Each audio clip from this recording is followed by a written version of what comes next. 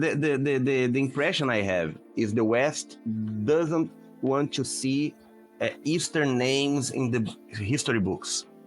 Yeah. They don't want to see it. They don't want to see Eastern names in the science books. The discovering, leading the humanity to progress. They want to see Western names there. It is crazy. It is crazy. It was supposed to die in World War II. Because the West has dominated the world for last 500 years, and they feel like you should continue. That's the way it should be. But they don't realize maybe that 500 year is a blip. It's a glitch. And that's it's an exception. It's exception. Yeah, it's exception. They're trying to defend that. They're trying to defend. Like they feel like in order for them to remain on the top, everybody have to be kicked down. No. They don't have that win-win mindset. It's always zero sum. Like in order for me to win, you have to lose, which is kind of mind-boggling, because from China's side, China is not saying we're trying to replace United States. We're trying to be a number one.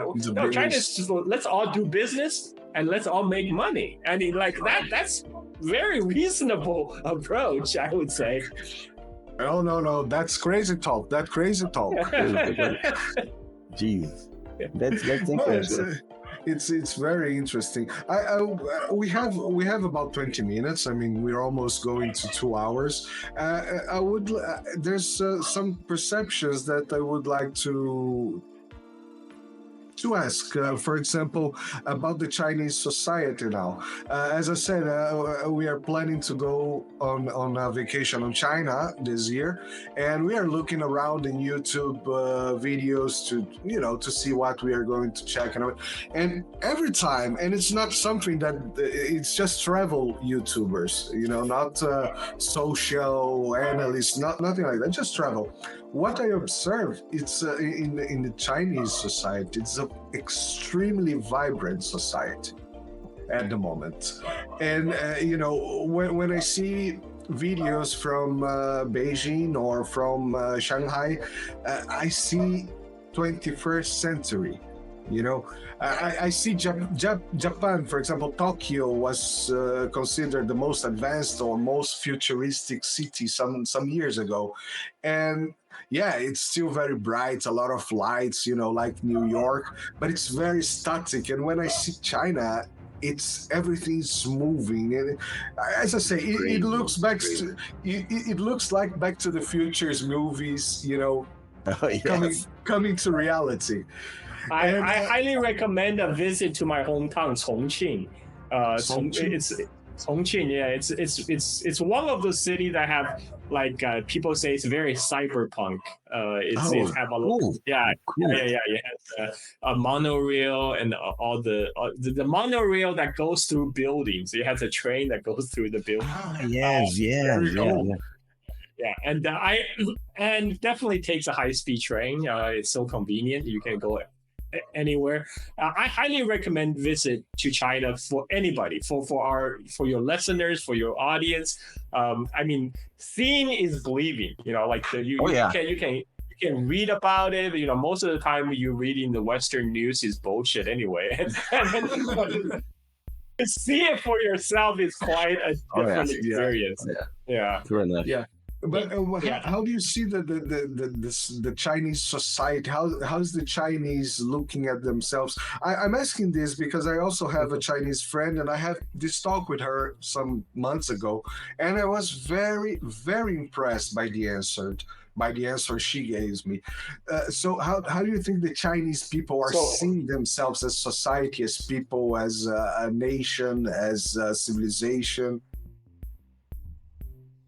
So first of all, I don't claim to speak for all Chinese people, because there are 1.4 billion Chinese. There's probably 1.4 billion different opinions out there. But from what I gather, my sense is that most Chinese people, especially the young people, they feel they're very hopeful for the future. I mean, survey after survey, you can look at survey after surveys. The Chinese people remain one of the most optimistic society in the world right now about their future. And they see their civilization is being re-energized, it's been revitalized. They talk about the great revival of Chinese civilization that's happening right now. There's a renaissance that's going on in China, and that is not just bringing back the past, but it's also blazing a path to the future. As you're talking about, like you see the 21st century in the Chinese cityscape. I mean, that's what's happening right now. China is now like what they used to talk about, the American dream. Now that it is in China, China is now the land of opportunity. So that's my take. Could you tell us something? Share your feeling too about how China, how the nation and the people look to BRICS, look to Brazil, look to their new allies, their new interaction with the world. What China expect from this relation? And well, I think most Chinese people understand that BRICS are the friendly countries, as opposed to say the U.S. government, and these and they also understand this is like the rise of the new multipolar world. This is because Chinese people, like many people around the world, they don't want to see the hyperpower, the U.S. hyperpower, the unlimited U.S. hegemony around the world. They want to see that challenge. And they want, yeah, the full spectrum dominance. No, like Chinese people want to see the rise of the multipolar world, and which means sovereignty. Everybody have sovereignty, and everybody minding their own business, and you don't have like a freaking global hegemon dictating everybody on what to do, and the BRICS is a vehicle, is a possible vision for the future, because this is I would say it's an embryo for the new multipolar world. Yeah, that's about what we are all expecting towards this. This is a very interesting view. I mean, there's always a fear, and I should openly talk about this. There's always a fear that China will do the same thing as the United States and become, but this sounds to me just like the mindset, the projection of the Western mindset in our own mindset. Oh yes, it is very clear. It becomes very clear when we hear the Africans. If you go there and talk with the Africans, they will tell you, the United States come here with a proposal. If you deny it, they bring the army. Chinese come here with a proposal. You deny them, they come with another proposal. So it is very, very different. I don't think I don't know what the Americans think about it, but in my opinion, it is a game changing. Yeah, I mean, most of the Chinese people, they're not looking to be the next Americans. They just want to have better lives in China. They want to have better lives and better development in China for their own children. And their most primary concern is still internal development in China, because there's still a lot of room for growth. Right. I mean, China is not. You brought up Japan, because one reason Japan may seem more static is because Japan is already a developed society. It has already reached the developed world status. But China, it's not at the same developmental stage yet. The urbanization rate in China, it's only like 65%. So there's still a lot of room for growth in China. And, this is why there's a lot of silly talks about, how China is going to become like, just become like Japan, you will stagnate. And that's nonsense, because Japan its GDP per capita, whatever, it's already caught up with the West. China still have room to grow, because it's not China average Chinese people are not living the kind of the consumption level that Americans are doing. So I mean, like, I don't even know if they want to live at that level, but there's still a lot, even to reach the level of consumption of level, say Koreans, China still have room to grow. So there's a lot more potential. And yeah. Now, when you see when today a lot of people they've mentioned, for example, India has a great economic booming at the moment, and at that point you pointed a very interesting point that Japan has reached maybe his maximum. I mean, you can always grow, but at some point your growth is going to be very small and very slowly, because you reach a point that, well, there's not too much room to grow from here on. You're demonstrating a result. Yeah, and I mean, India at its part has a hell lot of room, and China, even having a lot of room, has much less than India at this point, because China had developed in the last. It's amazing. The other day I shared a map that someone shared in Twitter, well, X, whatever. That was the 2008 train. Maybe it was you. 2008 train. Train lines, and 2024. And that's crazy. Absolutely. Yeah, it's amazing. I mean, it was a small thing like this, and then it's the entire country. And just this week, there came out a news in Brazil that Brazil is finally embracing the railroad development. And they say, until 2034, we are going to double our cover. The coverage is almost none. If in 10 years we double this, I mean, it's 2 times 0 is 0. So we should think about the tenfold what we have. We should be thinking about tenfold, about the 20-fold. We should be thinking, 20 years we're gonna have something like China at least. Oh yeah. Here in Indonesia, we just had the first high-speed rail line in Southeast Asia, going 350 kilometers per hour. Wow. China helped to build that, so it could happen for Brazil. Oh, I hope so. If our government learns the lesson. I just remember something. Since you're in Indonesia, just recently I saw some very weird movements in West Papua. We actually made a small program about this.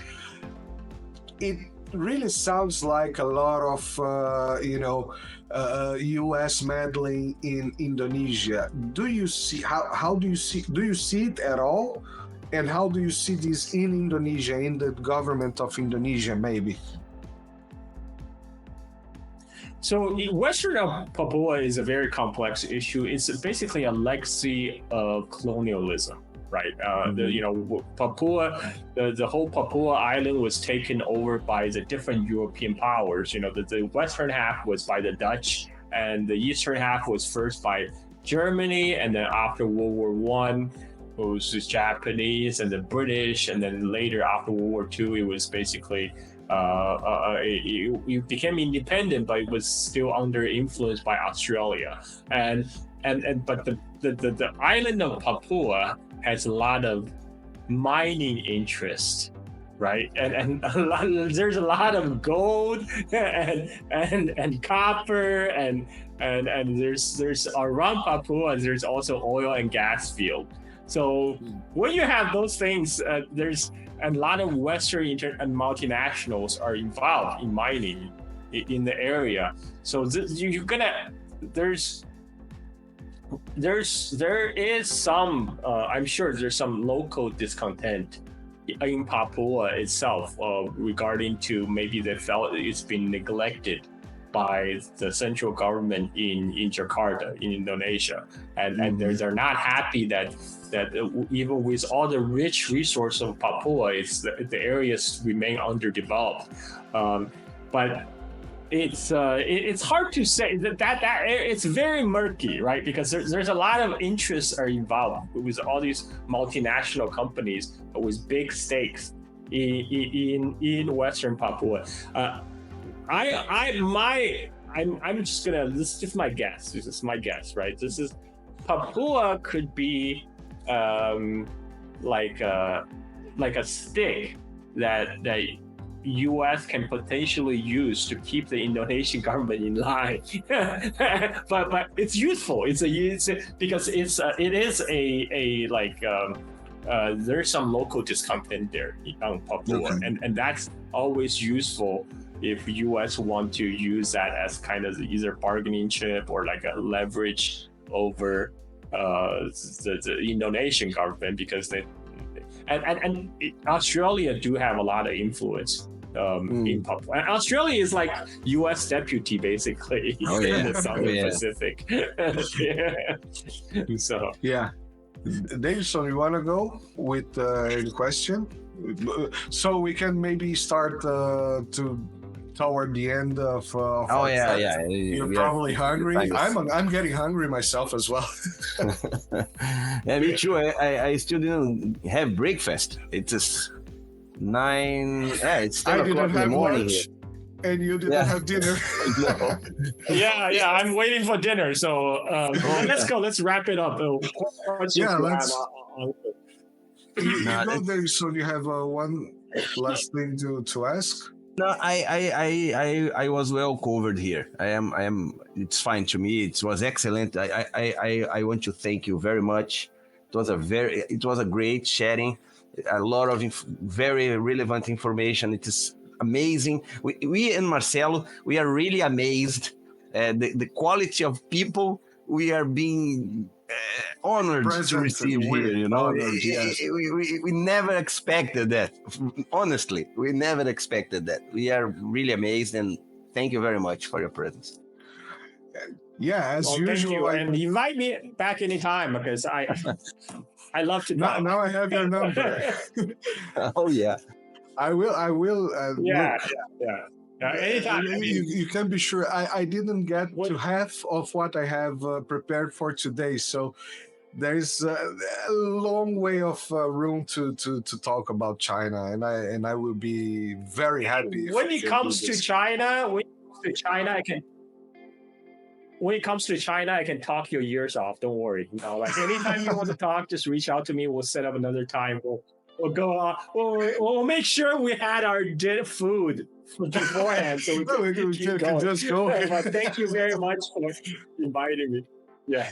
You have anything last you want to say? It's okay. No, I mean I'm very honored to be invited to talk with you and potentially reach new audience in Latin America, in Brazil, and like I said, invite me back anytime. Okay. All Carl Za's social networks are on the description.